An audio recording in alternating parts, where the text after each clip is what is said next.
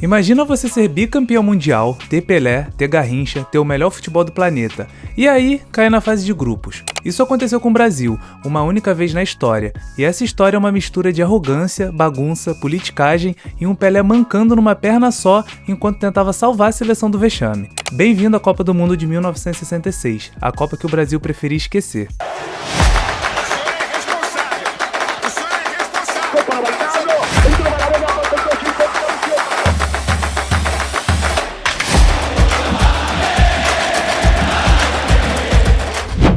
Era 1966, a Inglaterra ia sediar a Copa do Mundo, e o Brasil chegava como grande favorito. Não, favorito é até pouco, o Brasil chegava como dono da festa. Afinal, eram bicampeões mundiais, campeões em 58, na Suécia, e campeões em 62, no Chile.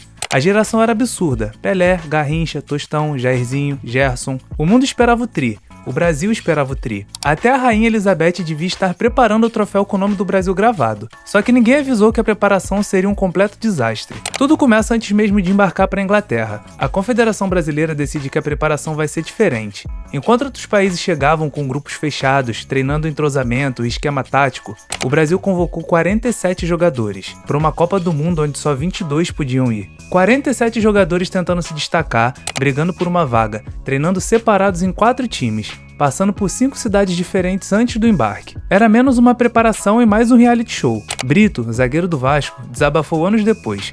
Cada treino era uma guerra. A comissão queria transformar amigos em inimigos. Quiseram agradar a todos e acabaram não agradando ninguém. A lista final foi um festival de polêmica. Cortaram Dirceu Lopes, um dos melhores meias do Brasil na época, e convocaram veteranos como Bellini e Zito, remanescentes das Copas passadas que estavam no fim da carreira. Era como montar um time por saudosismo e não por futebol. Apesar de toda a confusão, a Copa começou, e o primeiro jogo deu esperança. Brasil 2, 0 Bulgária. E foi nessa partida que algo histórico aconteceu sem que quase ninguém percebesse naquele momento. Pelé e Garrincha jogaram juntos pela última vez nas suas carreiras. Os dois marcaram gols. A parceria, que nunca havia perdido uma partida quando esteve junta, fechou o ciclo com uma vitória. Perfeita até o fim. Mas o preço foi alto. Os marcadores búlgaros foram brutais com Pelé. Ele saiu machucado, o joelho direito estava sendo destruído. E aí veio a primeira grande decisão idiota daquela Copa. Pelé estava se recuperando, machucado, mas determinado a jogar contra a Hungria. Afinal, era a Copa do Mundo. Aí um dirigente aparece e diz com toda a tranquilidade do mundo: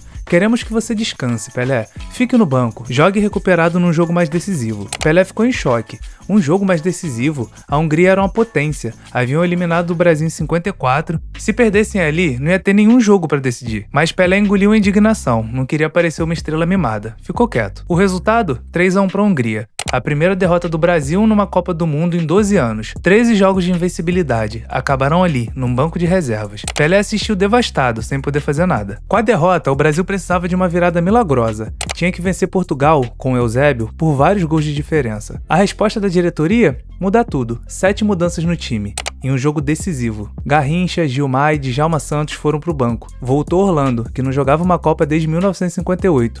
E Pelé, o Pelé com o joelho destruído que eles haviam poupado. Era uma loucura, todos sabiam o que era, e todos ficaram quietos. No Goodson Park, em Liverpool, aconteceu uma das cenas mais tristes da história do futebol brasileiro. Pelé entrou em campo mancando, e os zagueiros portugueses viram isso como um convite. Foram em cima do joelho abertamente, sem vergonha. Num lance, um zagueiro atropelou o Pelé. Enquanto ele ainda tentava se levantar, o mesmo zagueiro veio de novo, direto no joelho. O estádio inteiro pediu falta, e o árbitro ficou parado. As regras em 66 não permitiam substituições nem por lesão. Se Pelé saísse, o Brasil terminaria com 10. Então Pelé voltou, mancando, pulando numa perna só. Um dos maiores jogadores de todos os tempos, impotente, enquanto Portugal fazia 3-1. O Brasil estava eliminado, caía na fase de grupos pela única vez na história, e Pelé, amparado pelos ombros dos médicos, saiu de campo. E tomou uma decisão: nunca mais jogaria uma Copa do Mundo. Estava acabado com aquilo. A viagem de volta foi constrangedora. O avião atrasou por horas, sem explicação, como de costume. Chegaram no Rio de Janeiro de madrugada. Os jogadores de São Paulo foram correndo para pegar outro avião. Só depois souberam o motivo. Os dirigentes tinham medo de que uma multidão furiosa fosse ao aeroporto para linchar a delegação. Mas não foi, quase ninguém apareceu. Isso foi ainda mais humilhante. Não houve raiva, houve indiferença. Pelé cumpriu a promessa por um bom tempo, resistiu durante boa parte da preparação para a Copa de 70. Só voltou atrás por insistência da CBF e dos companheiros. E aí, bem, aconteceu o México. A Copa de 66 foi o fim de uma era, o fim de Garrincha nas Copas, o fim da dupla mais lendária da história, e a última vez, até hoje, que o Brasil caiu na fase de grupos. 58 anos depois, ainda é o maior vexame da seleção. Talvez porque o Brasil chegou tão alto, com tanta arrogância e tão pouca preparação, que a queda doeu muito mais do que devia. Mas e você? Conhecia essa história? O quanto essa Copa de 1966 mudou o futebol brasileiro é algo que poucos falam, mas que mudou muita coisa nos bastidores da seleção para os anos seguintes. E se você curtiu esse mergulho na história, deixa o like que isso ajuda bastante a gente, e se inscreve no canal porque a gente sempre vai além das 4 linhas. E não esquece de ativar o sininho para não perder nenhum outro vídeo.